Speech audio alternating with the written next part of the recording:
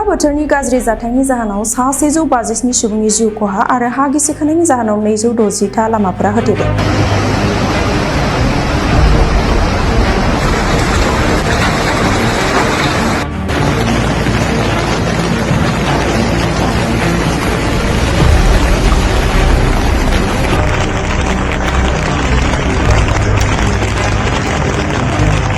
हिमाचल प्रदेशआव अखा बोथोरनि गाज्रि जाथायनि जाहोनाव जाखांनाय हरखाब दैबाना आरो हा गिसिखानाया दासिम 150 निबो बांसिन जिउ फोजोबबाय। दासिम गुबुन गुबुन जायगायाव 900 निबो बांसिन न'बांफोरा गाज्रि जाबाय। लोगोसे आईएमडी बिफाना सांग्रां खालामदों दि हिमाचल प्रदेशनि जेंनाया दाबो जोबाखै आरो बांसिनसो जानो हागौ होनना फोरमायदों।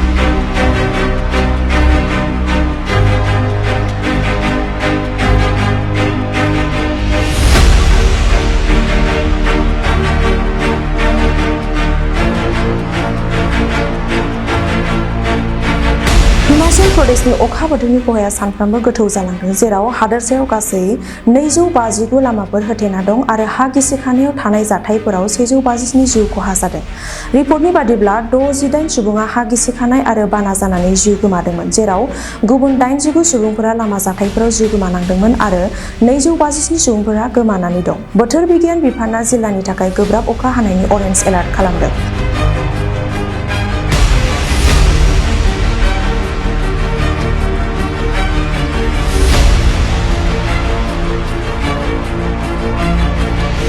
हा गिसिखानाय जाहोनाव 161 था लामाफ्रा बन्द जादों। लोगोसे हिमाचलाव लोंनाय दैनि थाखायबो सुबुंफोरा भुगिनांदों। हिमाचल ओनसोलाव गामिफोरखौ मोजां खालामफिननाय आरो उनाव फैगासिनो थानाय गोब्राब अखाफोरनि थाखाय थियारि जानायनि थाखाय नाजागासिनो दं।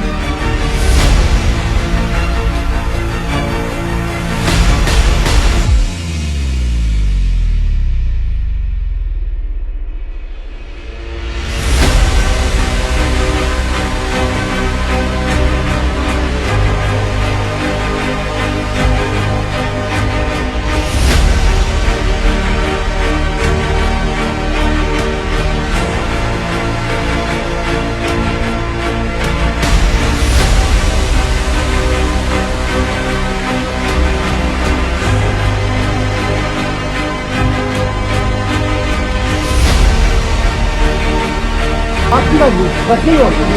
Amca bakıyor.